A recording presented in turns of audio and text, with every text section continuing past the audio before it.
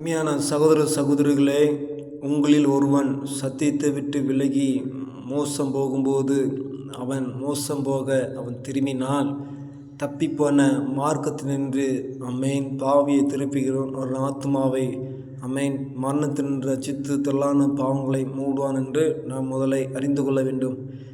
ஏன் அந்த சத்தியத்தை விட்டு அவன் விலகி போகிறான்? விலகி போகும்போது அவன் திசை மாறி போகிற காரியம் என்ன என்று சொல்லி நாம் நன்கு ஆராய்ந்து அறிந்து கொள்ள வேண்டும். அருமையான சகோதர சகோதரிகளே, இந்த நாளிலே நம்மிடத்தில் எத்தனை பேர் மோசம் போய் கொண்டிருக்கிறாங்க சத்தியத்தை விட்டு.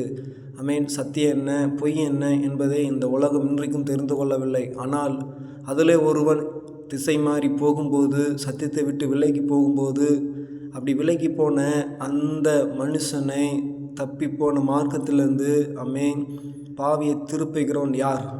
அப்படிப்பட்ட பாவியான மனுஷனை திருப்புகிறவன் யார்? இன்றைக்கு மற்றவர்களை குறை சொல்லி கொண்டிருப்பதே நமக்கு வேலையாக இருக்கிறது. ஆனால் நம்முடைய ஆண்டவர் இயேசு கிறிஸ்து சொல்கிற ஒரு காரியம், தப்பிப்போன மார்க்கத்தில் நின்று பாவியை திருப்புகிறவன்.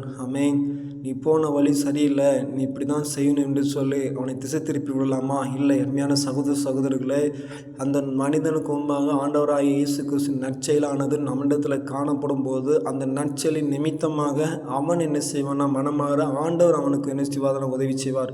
அப்படிப்பட்ட நாளை இந்த நாளிலே ஆண்டவரிடத்தில் நாம் கேட்டுக்கொள்வோம், பெற்றுக்கொள்வோம். கர்த்தர் நம்மளையும் நடத்துவாராக. ஆமென்.